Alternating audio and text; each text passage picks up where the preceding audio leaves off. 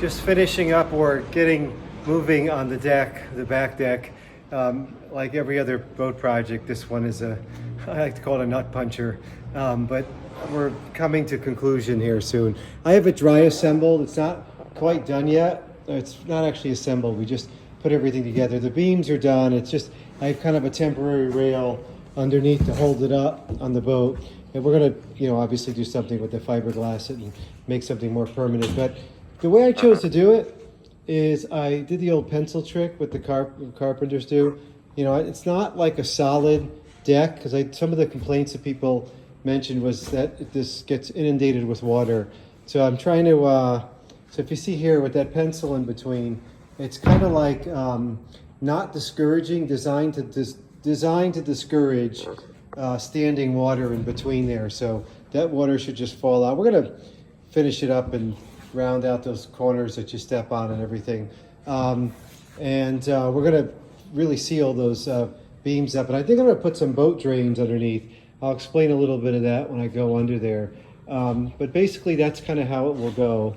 And then I'm just gonna assemble it pretty soon. But this is sort of it. You see how the difference is. I think in the plans, the boards come together and you kind of spend months channeling something through there. I just, that's the other thing too, is it's going to take too long to do that stuff. And I have to get it out of the storage area. The boat has to go in the water this season in the Philippines. That's by May or June. It's now January. So right now I'm on my own. So anyway, that's kind of how it goes. And we'll go take a look at the bottom. So now we'll go underneath the boat. You'll see, as in all my videos, if the few that I put out, there's no example of any master carpentry, so don't expect to see that today. So we got the beams done here. So there's two. I followed the plans. We're gonna seal all these up, and when my guys come back, I'll have them, spend some time sealing it up. That's the outside beam. When I looked at the plans originally, I was thinking, oh great, a deck, I can build that. It's a couple of 2x5s or 2x6s, which are really 2x5.5s, and lay them out like this. And that's not the case. The problem with this is when you build it, it has to fit on the side of the boat hull. This rail is temporary, just to hold it in place. They're gonna glass it, and I think what we're gonna do is maybe build a triangular support underneath it, just for extra security. But I'll have the guys who are better at that than me do it. So anyway, you have to kind of, the front one's a little bigger than the back, and then part of the components of the beam, this one is shorter than this one, and then cut to the scale of the hull and everything. So anyway, what I'm thinking about doing as well, in addition to, we're gonna tape this just to, seal that up, and I have my guys that are gonna do more of the sealing. But I know that one of the complaints that people mentioned was the water. So I'm thinking about getting those stainless steel, let's see, that my phone is, see if I can clean that off.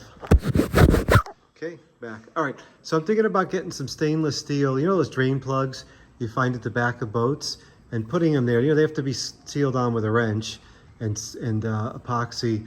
And so if we suspect there's water in there, we can open up the drains when we're somewhere where it's reasonably dry and let the insides of them dry out. I don't know yet, I'm not sure. The first one was relatively easy to build, this one.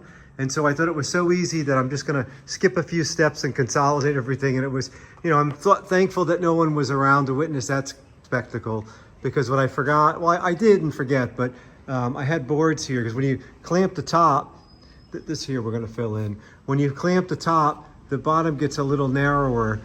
So I thought that I could maybe open it up, but it was definitely a little narrower than I thought. So I wound up putting, and if I were to do it over again, I would actually include this in the design.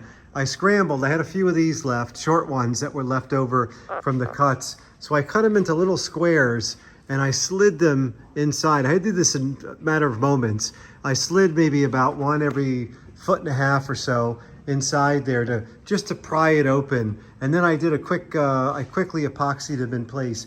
I think that if I were to do this over again, the front one, I would build that into the design, because there's not a lot of weight. It's easy to do, there's no time.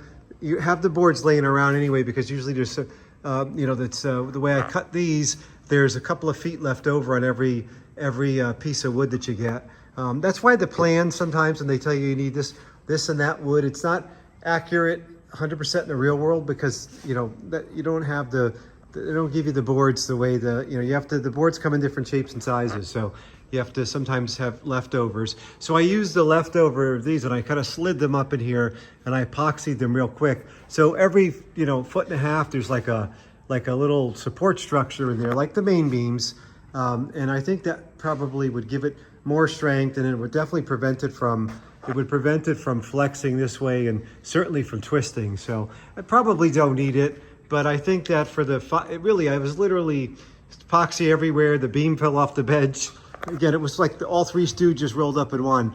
Nobody was there, thankfully, to witness that. But it was one of those things where, I thought I would have done that on the other one. Just, I don't know, didn't take but maybe 3 to 5 minutes. I chopped them up real quick on the chop saw and stuck them in and epoxied them. If I had a little more time, then I would have done some fillets around them and everything. But anyway, they're good to go. So that's it.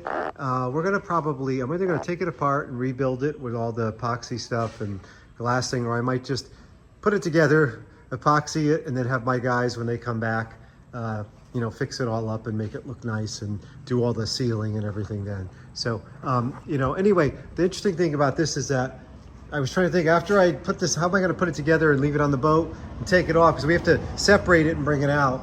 Well, it comes out with these temporary rails. That's why I did this. So you can take these out, and then this beam, the whole thing should drop down.